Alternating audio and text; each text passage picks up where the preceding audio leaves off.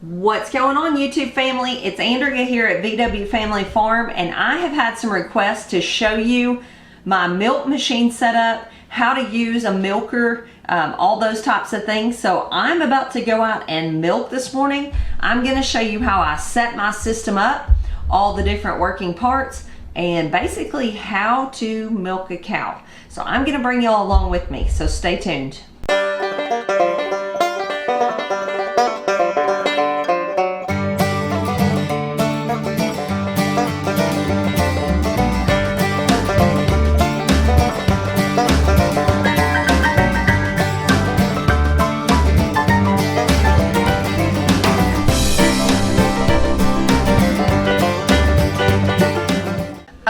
So I basically use a surge milker. This is not a surge bucket, but everything else I use, I'm going to put on this bucket, is the Surge brand. The reason I use this bucket is because it holds a lot more than my little surge buckets. Surge buckets are going to be, you know, bigger around than this and shorter with the handle, like claw handle, and that's what you carry by. I have a couple of those actually. But I prefer carrying this kind of bucket back and forth to the barn. And when I have quite a few of my cows in milk, I actually take both of them and fill both of them up. I will get, you know, 8-9 gallons a day. But right now I'm only milking 2 cows, so this bucket is more than plenty. Okay, so besides the bucket, the next thing you need is obviously the lid. Now this actually goes on a surge milker, but it fits this one too. So I put the lid on here. Actually, I turn it like this. It's got these little prongs on it, and that is actually what my milking line's hooked to. I've actually had some of y'all notice my milking lines hanging on a hook above my sink in some of my cooking videos. That's where I keep them. They're out of my way. They're just hanging on a nail up there. These are just cheap lines from Lowe's that I replace every so often. They come clean when I wash them, and I sanitize them really well. But I just like to replace them every so often. So these hook on these little pegs. So I just push those on there. And depending on what type of milk machine you buy, you can just go to Lowe's or Home Depot and buy some tubing, plastic tubing for whatever size peg you have on your lid. This is just my specific one, so I'm not going to give you a size because it may be different for you. Now there's these little things, fittings I guess you'd say. They go in the end of the line, and then they go into this part, which is actually going to go up on the cow. Okay, so I just push those on. I take those completely off and wash them periodically. They don't really get milk trapped in them because the milk flows through this. This is actually part of what they call the claw. Normally it's 4 of them hooked together that you put on the cow all at one time. But our first cow had only 2 good working quarters, so we rigged it up like this. If you can see on my lid, there's a piece of black rubber tubing that plugs off 2 of the holes because she only had 2 quarters, so I didn't need 4 quarters. And she's the only one I was milking back then. Well, then when I got more cows and started rearranging all this to try to put 4 claws on the cow at one time, it was too bulky and cumbersome for me. And I do this all by myself while Ben's at work. So I just couldn't get them up on there without it wanting to lose suction and fall off to the ground. And if mine falls to the ground, I'm done for the day because that's really unsanitary. It could suck stuff up in there, which it usually does. And so I feed it to the animals. I'm done. I don't keep it. Just for sanitary reasons, I'm feeding this to my family. I'm selling it to other people. So I don't want to do anything questionable. So, quickly realized that this 2-quartered setup was right for me. So much easier for me to handle. So I had Ben just put it back together the way he had it. Now I only sanitize 2 quarters, milk them, sanitize others, milk them. So that's how I do it. Okay, let's get to the rest of this setup and let's head out to the barn. Okay, so last little piece I'm gonna put in this setup before I get headed outside to milk is in this lid, there's a hole right up here. And there's this little piece that sits down in it. And it'll bounce around while it's pulsating. I believe that's called a check valve. And it's necessary. So I don't know all the mechanics of it, but that's where it goes. Okay, y'all probably can't see me, but you can hear me, and I want you to really see this. That's what I want you to focus on. So that's why I've got it zoomed in. This is the last piece. This is more lines, and this is what's called the pulsator. This is what's gonna make your pump go ch, ch, ch, instead of ch. Because think if you put something with suction up on a cow's teat, that is not gonna milk them very well if it's just a solid suction. So the pulsating action mimics the calf and milks the cow out much, much better. So anyway, this just sits on this check valve. I actually have to turn this to the side and spin it back a little bit. And then the other end of the lines are just bare right now, and they're gonna hook onto your claw. So they hook onto, these claws have a little knob right there. That's where the air is suctioned. Now inside these is where the milk is gonna go. You're gonna sanitize your cow and put this on there, and the milk's gonna flow down through this. This doesn't have anything to do with your milk. I do not wash those because it doesn't have anything to do with your milk. It's just the pulsating action of pulling the suction, and that is a good way, if you start washing those, to get water in your pump. And that is a bad, bad thing because I've done that. So I don't get those wet. I take those off. That's why I paused the video and went and gathered that up, because they stay out in my garage. Now the rest of that I just put back together, when I come back in later, I'm gonna take all apart and wash, but not the pulsator. Okay, so that's the setup. We're ready to head to the barn. I'm gonna get me some hot soapy water and let's go out there.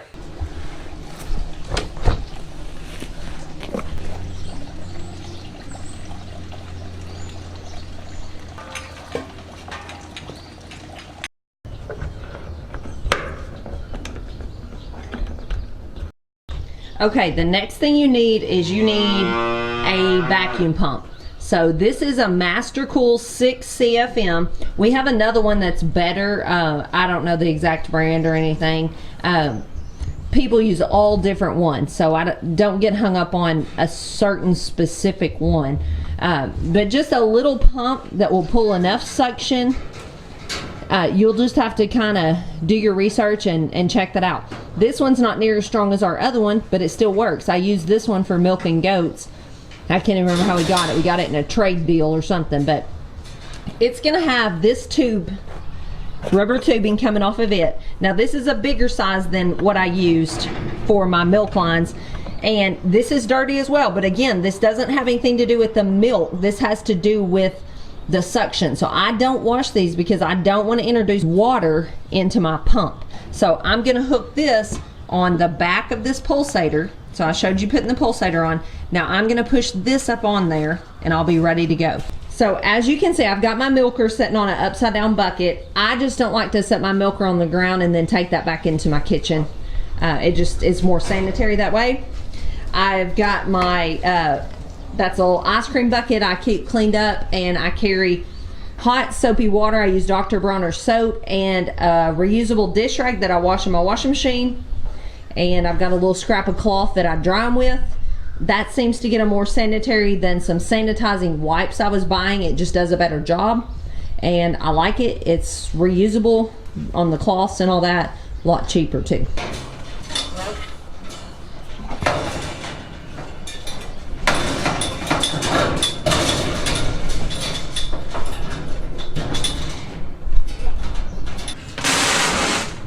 Okay, this is gonna get loud because I'm gonna turn the pump on, but I'm gonna show y'all the rest of the routine.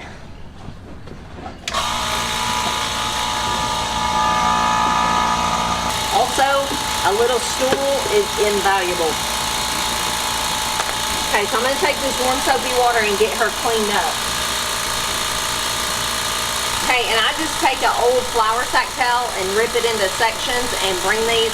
I dedicate these wash rags and these little scraps of towel to my milking. I keep them in a separate drawer, so that's all they ever get used for. Okay, after she's washed and dried good, I do a squirt or two out of each quarter into my hand to make sure there's no mastitis or any other problems.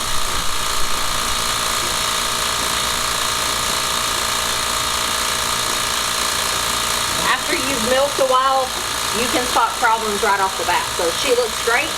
So now I've got everything hooked up. Like I told you, I'm ready to put these on. So what I do is clamp one of them off. So I just fold this black part so it's not getting any air. And I will put one on at a time. And then when it sucks up on there, you're going to hear the pulsator start going. Then I'll release this and put it on there pretty quickly.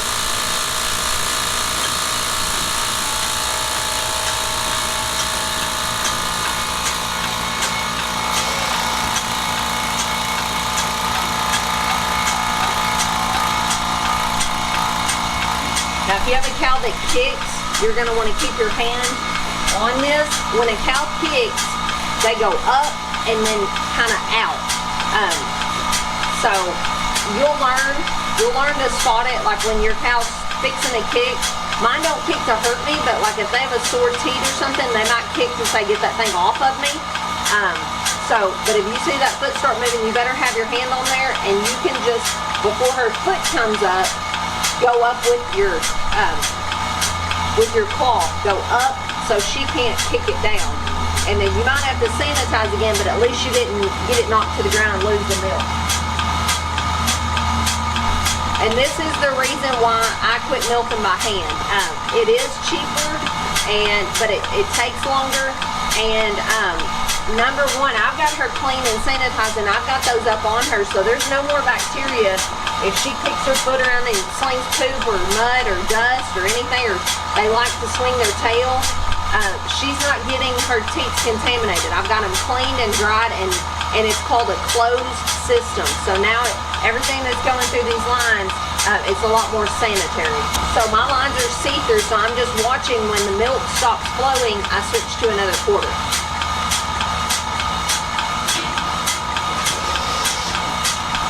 Another tip, what cows will do, they hold back milk for their baby. They're smart. They know that I'm not their baby, and they're not fooled by that. So if you switch, those other quarters you just milked, they might fill up again because she's letting down her hind milk, which is the richer milk. Switch back to that quarter. One more thing, if you're thinking about buying a cow, if you haven't bought one yet, ask the people if you can go watch her be milked and watch her temperament. Because I don't want to sit down here in this vulnerable position with a cow that wants to kill me. Now, most of them don't, but there are some ornery cows. So go watch it be milked. See how much milk it gives. Don't just rely on that what they're telling you is true. Because I hate to say, this day and time, people selling animals, y'all know sometimes it might not pan out the way that it's being portrayed to you. So just make sure you're getting a cow that has quite a bit of milk. Because something with a lot of beef cow in it, they're not going to have much milk. So just check everything out. You can also put a little downward pressure. I'm holding on to these pieces of this cloth, and that will go ahead and strip the rest of the milk out, which is good for them. Especially, I've got the calves put up for right now. So that way they don't have lingering milk in there that could get infected. Okay, now when she's done, I'll kind of pinch that black part again to stop the airflow, so it'll just come right off. It won't just pull a hard suction coming off. So that came right off, and now when that does, the other one starts to lose suction. So I hope that wasn't too dark and y'all could see that. That's how my milk setup works. So now all I'm gonna do, I'm not gonna bore you with it, but I'm gonna go backwards. I'm gonna take all that back in the house and pour up my milk and strain it. And you just do that however, according to whatever strainer you have. And I'm gonna take it all back apart and wash the parts that I told you about. But I'm not gonna wash the parts that are part of the pump because I don't wanna ruin my pump. I've been there and done that. I actually was not getting things dry enough. If you take those claw parts too far apart and you try to wash the parts that milk's not flowing through, that's not necessary, and you're risking introducing water into your pump. So don't do that. Learn from me. All right, guys, I gotta get busy. I got another cow to milk. She's actually knocking the back of this camera, sniffing it. I will see you tomorrow. Love and appreciate y'all. If you haven't subscribed, please do so. That helps us out. And hit the notification bell. See you tomorrow. God bless. Okay, guys, I've already wrapped this video up, but I thought, if I'd never done this before and I was going back inside to start washing stuff and someone told me wash some of the stuff but not all of it, I'd probably be like, what? Tell me exactly what to wash. So you are getting some bonus footage. I'm going to show you exactly which pieces to wash. So I'm going to show you this real quick. Okay, you're going to take your lines off of your lid because you had them stuck on there, okay? And then I'm going to take off these from the lines. So I'm going to take those off. And then every once in a while, I will also take these out that were attached to the claw and to the line and wash those. Not every time because they're not dirty.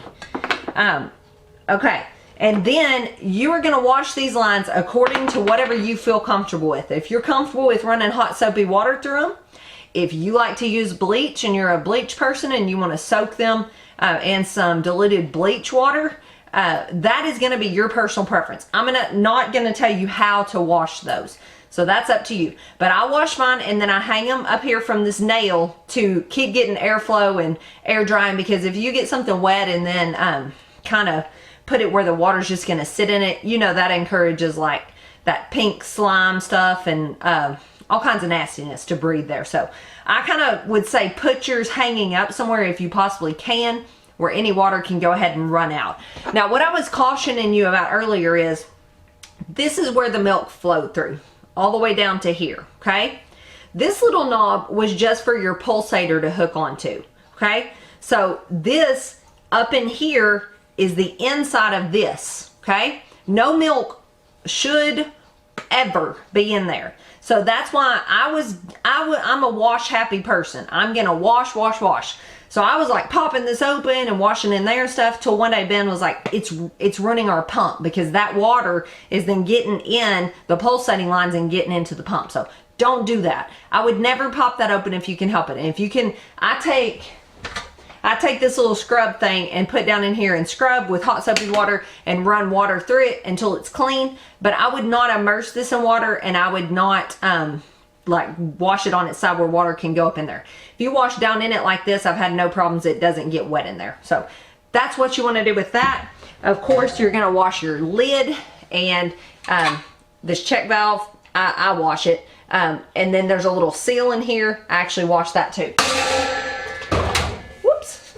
And then, of course, let me show you the beautiful milk I got. So that's about 3 gallons. That's pretty good because I don't feed my cows real heavy, and it's really yellow and pretty. So of course you're gonna dump your milk out of that bucket, strain it, and wash the bucket too, and then wash your strainer and your bucket that you put it into. So that's really all there is to it. Milking a cow is not hard. It's really not that time consuming. And I'm really not that tied down. That's what most people are really surprised about, because I keep calves on my cows and just separate the night before on the mornings I want to milk. Also, one more tip, and I'm really going to let y'all go this time. There's always people that decide to do something that then they decide this is not for me. So if you keep your eyes open, you can get some really good deals on pulsators and milkers and pumps and all that. Actually, we went to sell someone a horse one time and pick up a cow. And the cow we were picking up is one of my milk cows now. And they actually said, you know, we were going to milk this cow. We milked her like one time and decided it wasn't for us. But we got this whole milk system. You can just have it if you want it. And that's where I got this bucket and a whole setup of an extra pump, everything to go with it. Basically for free. We were getting the cow anyway. They just threw it in on the deal. So keep your eyes open. Put the word out. There may be someone wanting to get rid of one for cheap. So anyway, I'm really going this time. See y'all later.